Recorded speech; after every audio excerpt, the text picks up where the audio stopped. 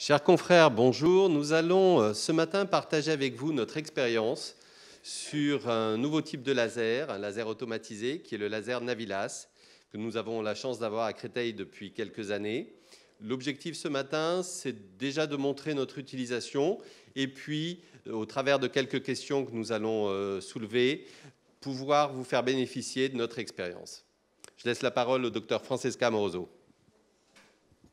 Bonjour à tous et bon dimanche. Alors, le Navilas, c'est un laser de nouvelle génération qui permet une photocoagulation guidée de la rétine. Mais quelles sont les nouveautés apportées par ce laser? Tout d'abord, un objectif sans contact qui nous permet de faire du traitement focal. Aussi une illumination infrarouge qui permet un traitement beaucoup plus confortable pour le patient et une utilisation assez intuitive et simple. On peut faire du laser focal, on peut faire du laser micropulse et aussi du laser périphérique. Pour ce qui concerne le laser périphérique, pourquoi choisir le Navilas? Quels sont les avantages?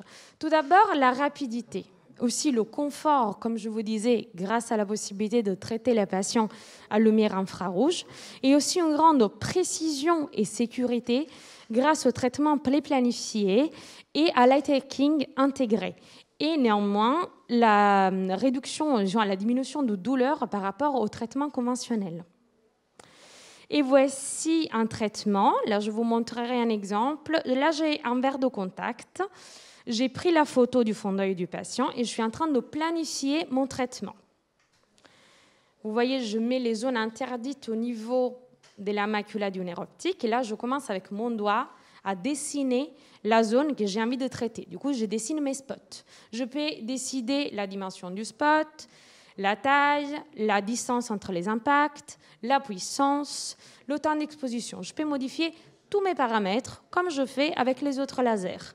Du coup, là, vous voyez à fur et à mesure le blanchiment des impacts qui sont régulièrement espacés l'un à côté de l'autre.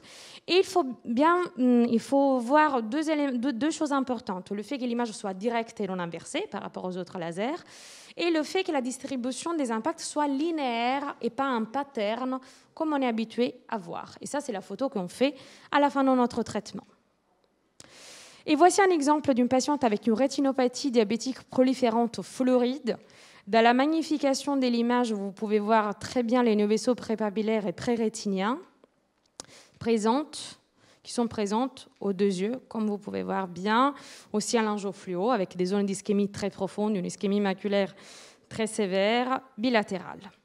Du coup, on décide de faire, on ne peut pas faire des anti-VEGF dans ce cas, parce que c'est une rétinopathie fluoride dans une patiente enceinte, parce que c'est ça que je ne vous avais pas dit. Et du coup, on décide de faire un PPR très rapide, 2 séances, chacune à 4000 impacts environ, plus un complément final de 1000-1200 impacts, le premier œil et le deuxième. Et la patiente a accouché et est très heureuse. Elle n'a pas eu mal pendant le traitement. Un autre cas de rétinopathie diabétique proliférante, patient monophtalme d'air tractionnel de l'autre œil, on a complété une PPR dans une seule séance. De toute façon, le risque d'édème maculaire, il n'y avait pas beaucoup. Il était déjà présent l'édème maculaire. Et les patients seraient répartis pour l'étranger le soir même. Du coup, on a décidé de le compléter le jour même. Un papier publié par Jay Chablan avait déjà montré comme le Navilas est moins douloureux et plus rapide par rapport à la PPR conventionnelle, mais il avait mis en comparaison le multispot versus le pattern fait au Navilas. Du coup, notre idée dans le service, c'était d'aller à mettre en comparaison la PPR planifiée avec le multispot traditionnel, en traitant les deux yeux du même patient, avec le même nombre d'impacts, et on a obtenu un traitement 3 fois moins douloureux et 2 fois plus rapide au Navilas par rapport au multispot traditionnel. Avec une PPR beaucoup plus homogène, avec des impacts régulièrement espacés qui arrivent jusqu'à l'extrême périphérie. Une occlusion de la veine centrale, très ischémique, patiente à compte les doigts. Du coup, la raison pour laquelle vous voyez des impacts si proches du centre, c'est parce que la patiente ne voyait pratiquement plus. Et du coup, étant donné qu'elle était déjà en rubéosirienne, on a décidé de faire des impacts très serrés, jusqu'à l'extrême périphérie, comme vous pouvez voir au niveau de l'autofluorescence. Et encore une déchirure périphérique, parce qu'on peut faire aussi du laser périphérique au Navilas, on peut faire aussi des déchirures et on peut arriver même jusqu'à l'aura serrata. Bon, ça, c'est pas une déchirure de l'aura, bien sûr. Et là, vous pouvez voir commencer un traitement, un barrage de la déchirure. Pour ce qui concerne le laser focal, l'intérêt le plus important du Navilas dans notre pratique est sûrement le laser focal. Parce que le grand avantage, au-delà de l'eye tracking, mais surtout de pouvoir intégrer tout ce qui est fluo, ICG, OCT et OCTA, est assez extraordinaire. C'est la première machine qui permet de le faire. Et du coup, c'est beaucoup plus simple, effectivement, et plus sécure de traiter tous ceux qui sont microanévrismes plus ou moins proches du centre. Et là, ici, vous voyez Alexandre Pedignelli qui est en train de traiter une patiente diabétique avec un édème focal. Vous pouvez voir qu'on est en train d'utiliser un objectif sans contact. Il prend la photo du fond de l'œil en lumière infrarouge pour moins éblouir la patiente. Et là, il planifie. Ça veut dire qu'on a intégré avec une clé USB l'ICG. La machine reconnaît de façon automatisée les vaisseaux et du coup superpose l'image à la photo du fond d'œil. Et là, vous voyez Alexandre qui est en train de planifier le traitement. Du coup, toujours les zones interdites au niveau du nerf optique et de la macula. Et là, on met les spots au niveau des anévrismes. Et après, avec la puissance qu'on décide d'utiliser, comme on fait dans les autres lasers, on fait nos impacts. Et voici la fin du traitement. Et là, pour vous montrer, effectivement, il s'agit du non-contact. Un exemple d'un édème focal modéré de l'œil gauche, 20-32. On décide de traiter sur l'ICG. Et voici le résultat juste après le traitement. Du coup, le blanchiment discret des anévrismes. Et un résultat excellent avant et après laser. Là, on est à M0 et ici à M3, avec une récupération de l'acuité visuelle, sans besoin de faire anti-VEGF dans ce cas. Un cas de mécanisme capillaire, ça c'est un cas que je tiens beaucoup à cœur parce que c'est un des premiers cas un peu compliqués que j'ai traité. L'anévrisme capillaire dans ce cas était à 60-50 du centre. 20-80, il avait déjà fait des anti-VEGF, mais vous savez très bien que sur le mécanisme capillaire, les anti-VEGF marchent moyennement. Et du coup, je décide, je me lance, je traite le patient. Ça, c'est la flux ECG qui met en évidence l'anévrisme. On a superposé du coup sur la base de l'ICG, grâce à l'ICG, une puissance de 90 avec 120 millisecondes. Et voici l'avant et après, avec une récupération à 20-25. Et la patiente est très contente, et moi aussi. Et voilà, laser focal sur un point de fuite extrafoveolaire, CRC. Vous voyez le DSR, un regard du point de fuite et un rétrofoveolaire. On a traité de façon ciblée avec en superposant la fluo dans ces cas. Et voici l'avant et après, AM1. Et encore le micropulse. Alors, pour ce qui concerne le micropulse, il s'agit d'une modalité, intégrée dans la machine. Il y a plusieurs lasers qui font du micropulse. Le grand avantage de faire du micropulse au Navilas, c'est de pouvoir voir ce qu'on fait. En fait, le problème du micropulse dans la pratique courante, c'est que nous, il ne faut pas qu'on voit les impacts, parce que sinon, on n'est pas en sous-seuil. Ça veut dire qu'on est en train de faire des impacts thermiques. L'avantage du Navilas, qui nous permet, étant donné qu'on fait une pré-planification, de voir exactement où nos impacts sont en train d'agir. Et voici un cas d'une CRC chronique, un point de fuite que vous pouvez voir au niveau de la flèche. C'est plutôt une aiguë récidivante, plus qu'une chronique propre. Et voici la superposition de l'ICG. On a planifié les impacts régulièrement espacés à 0 spacing, du coup un impact à côté de l'autre, sans espace entre les spots, au niveau du point de fuite et aussi au niveau du DSR. Et voici l'avant et après. Là, sont 2 ans qu'on suit la patiente. Pas de récidive. 10 dixièmes.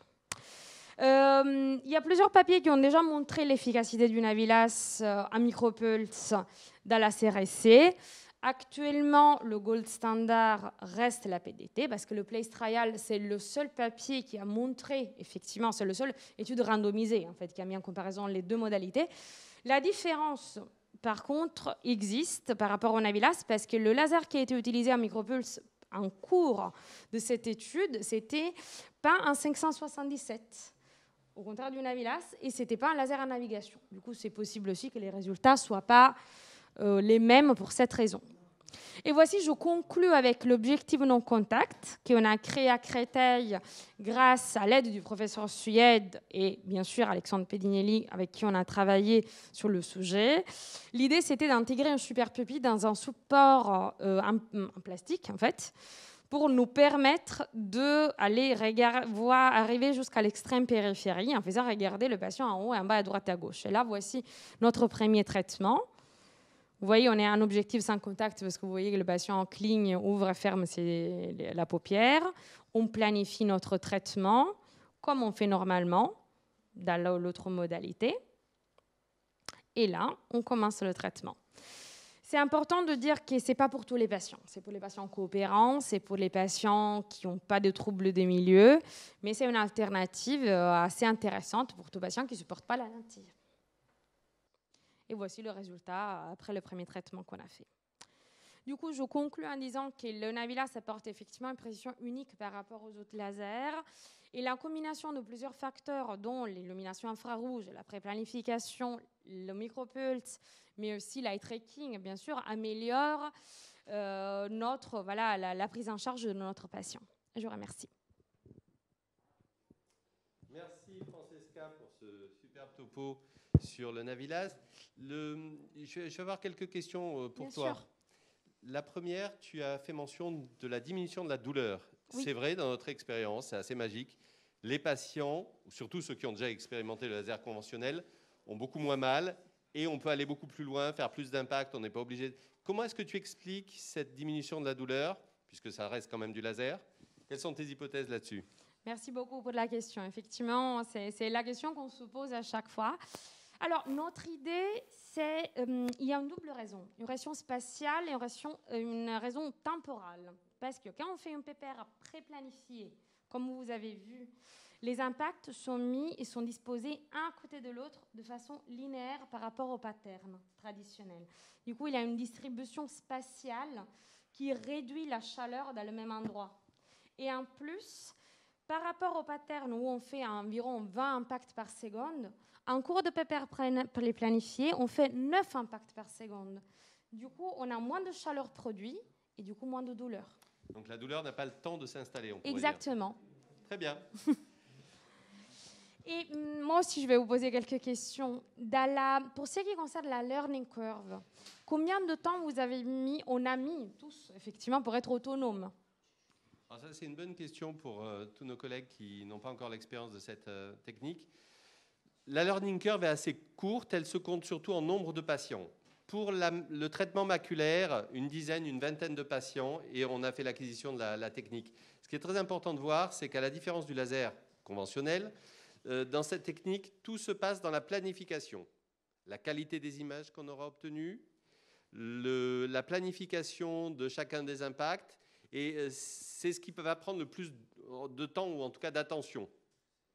Une fois que c'est bien fait, une fois qu'on a pris l'habitude de faire ça, le laser en soi est assez rapide et la learning curve se fait très vite pour l'ensemble de la technique. Donc on va dire maximum une vingtaine de patients, peut-être un peu plus pour les déchirures périphériques. La learning curve, là, il faut en avoir fait un petit peu plus pour être vraiment à l'aise pour les déchirures périphériques, puisque c'est un petit peu soulevé, souvent sur les bords, et ne pas hésiter à y revenir et reconvoquer le patient pour faire un contrôle, comme d'ailleurs dans tous les lasers. C'est vrai qu'on est assez impressionné par le plug and play, hein, nos internes qui arrivent dans le service prennent très vite goût. Nous, on a connu cette période du laser conventionnel, du traitement des petites lésions juxta-fovéolaires où on faisait des petits calques à la main et on se mettait avec le patient et puis à chaque fois qu'il y avait un clic-clic, on avait peur que le patient bouge. Là, on est très impressionné par le fait que le patient, même s'il bouge, le temps de réactivité de la machine est bien supérieur à notre temps de réactivité humain et l'impact va être précisément où on voulait. Merci beaucoup. Une autre question pour toi, Francesca. Tu as parlé des lentilles non-contact et de la lentille périphérique. C'est vrai que lorsqu'on est sur un traitement de la périphérie rétinienne, à quel moment tu vas choisir la lentille non-contact et à quel moment tu vas choisir une lentille conventionnelle contact? Merci beaucoup pour la question. Alors, effectivement, pour tout ce qui est pour l'extrême périphérie, je préfère une lentille contact. Du coup, je préfère une 165 parce que ça va me permettre vraiment d'arriver jusqu'à l'aura. Bien sûr, je vais mettre un peu de temps au début pour apprendre à le faire, mais je préfère utiliser un verre de contact. Par contre, l'intérêt... Pareil, c'est notre expérience avec les machines et puis notre capacité, le fait qu'on soit à l'aise ou pas avec. Bien sûr. Aujourd'hui, dans les lésions juxtafovéolaires ou paramaculaires, c'est vrai qu'on fait de moins en moins de laser par rapport à ce qu'on a connu à une époque. Moi, j'ai connu l'époque où tout se traitait seulement en laser avant les anti-VEGF. Et on ne se posait pas la question et on maniait ça en permanence. Puis les anti-VEGF sont arrivés.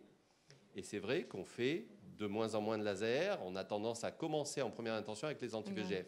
Il y a un vrai revival, il y a une vraie résurgence du laser sur les indications parce qu'on peut dire là, il y a des microanévrismes, par exemple le diabétique. Là, il y a des microanévrismes, le patient répond moyennement aux injections, on va aller traiter ces microanévrismes. Et ce qu'on est certain, c'est que lorsqu'on va faire le laser, le traitement aura bien lieu là où on a dessiné. Et même si le patient bouge très très vite, et on a des patients qui ont des petits sursauts, lorsqu'on fait la photo ensuite post-laser, ça a vraiment tapé là où on avait dessiné. Et ça, c'est une grande sécurité pour nous, avec des résultats qui sont très impressionnants, en complément ou pas des anti-VEGF. Et puis pour la périphérie, l'absence de douleur, les patients viennent, ils ont leur traitement, on n'a pas besoin de s'arrêter en plein milieu. Alors, c'est vrai qu'on passe plus de temps au départ en investissement sur la planification. Tout à fait. Mais une fois qu'on a installé le patient et qu'on a commencé, ensuite ça va très vite. Comme tu le disais, la douleur n'a pas le temps de s'installer pour la grande majorité des patients. Et on peut, en 1 ou 2 séances, faire le travail qu'on avait à faire. Les patients sont contents, on n'a pas le patient qui part avec le mal à la tête, etc. Bon. Donc c'est vraiment un plus. Les patients n'ont pas peur de venir faire leur laser. Tout à fait. Merci Francesca. Je crois qu'on a fait le tour du traitement laser. Et puis j'invite tous les collègues à venir à Créteil ou dans des centres qui ont le Navilas pour en avoir l'expérience. Bon dimanche à vous. Bon dimanche.